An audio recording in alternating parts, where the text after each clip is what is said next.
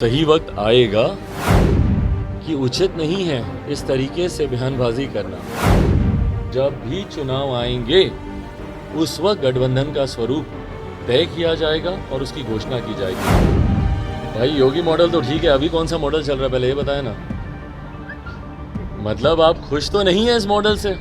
लोक जनशक्ति पार्टी रामविलास के राष्ट्रीय अध्यक्ष चिराग पासवान के दिल्ली स्थित सरकारी आवास को बीते दिनों खाली करा दिया गया।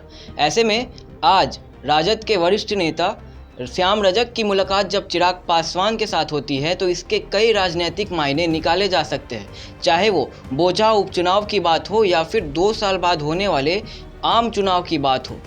चिराग पासवान ने सभी बातों पर अपनी राय रखी है। साथ ही योगी मॉडल को लेकर जो बिहार की राजनीति में चर्चाएं तेज थी उस पर भी चिराग पासवान ने अपनी प्रतिक्रिया रखी है। बिहार के मुख्यमंत्री नीतीश कुमार पर खूब गरजे है चिराग पासवान। किसको जाकर अपना मत दे नहीं दे, मुझे नहीं लगता आज की तारीख में ना बिहार की आम जनता को और खास तौर पर इन जनप्रतिनिधियों को जो कि स्वयं बहुत जागरूक है। आपके भाई ने आप पर आरोप लगाया, उन्होंने कहा कि षड्यंत्र के तहत महापुरुषों का अपमान करवाया है। भाई देखिए, उनको बोलिए कि उचित नहीं है इस तरीके से बयानबाजी करना।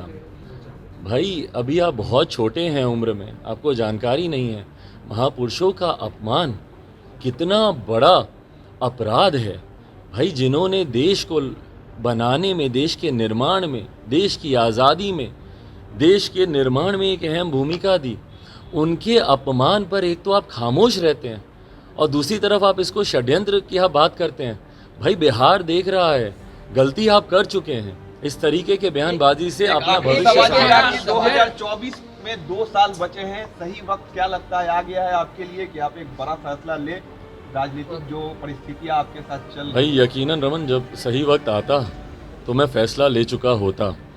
सही वक्त आएगा और लोक जनशक्ति पार्टी रामविलास उचित फैसला गठबंधन को लेकर, मुझे लगता है संभवतः आप सवाल पूछ रहे हैं, तो गठबंधन को लेकर मैंने हमेशा इस बात को कैटेगोरिकली ऑन रिकॉर्ड क्लियरली मैंने बोला है, स्पष्ट तरीके से मैंने कहा है कि जब भी चुनाव आएंगे उस वक्त गठबंधन का स्वरूप तय किया जाएगा और उसकी घोषणा की जाएगी।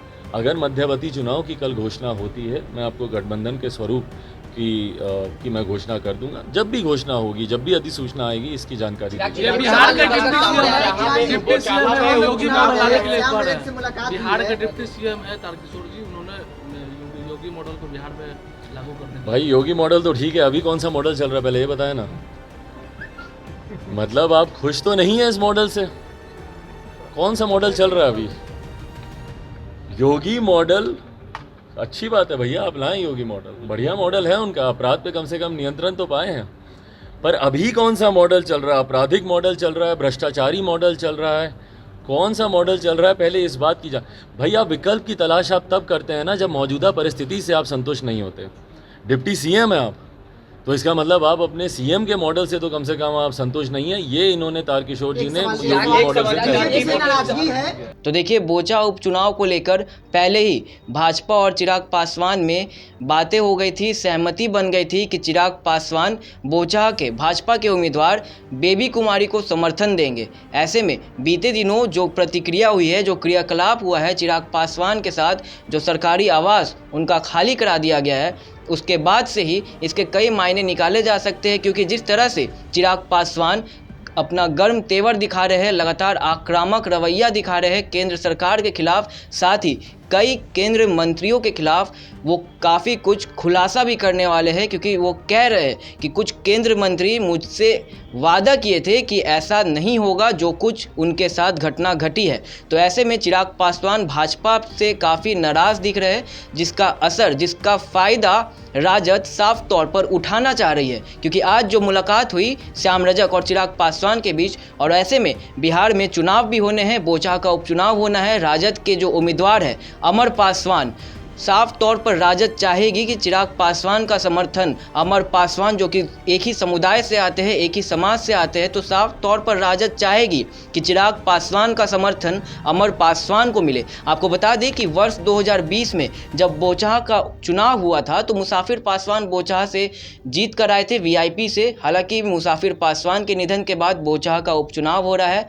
अमर पासवान जो कि मुसाफिर पासवान के सुपुत्र है वो चुनाव लड़ रहे हैं राजद के टिकट पर। साथ ही आपको एक और जानकारी देना चाहेंगे कि बोहचा के चुनाव में लोजपा यानी कि चिराग पासवान के जो उम्मीदवार थे वो कुल 8,500 के करीब मत पाए थे, 8,500 करीब वोट मिला था उन्हें। तो साफ तौर पर देखा जा सकता है कि चिराग पासवान का भी वहाँ पे वोट बैंक है, पासवान समाज वहाँ पे काफ़ी अधिक है। और ऐसे में बीते दिनों चिराग पासवान का जो आप देख सकते हैं कि राजनीतिक कद है वो काफ़ी बड़ा है। तो चिराग पासवान जिसे भी समर्थन देते हैं तो उन्हें कहीं ना कहीं फ़ायदा ज़रूर मिल सकता है। तो साफ तौर पर राजद इस मौके का भरपूर इस्तेमाल करना चाहती है, भरपूर फ़ायदा उठाना चाहती है। और चिराग पासवान भी जिस तरीके से भाजपा से नाराज़ है, जिस तरीके से भाजपा उनसे दुश्मनी ले चुकी है, तो क्या भाजपा पर चिराग पासवान की दुश्मनी भारी पड़ सकती है, ये आपको आने वाले समय में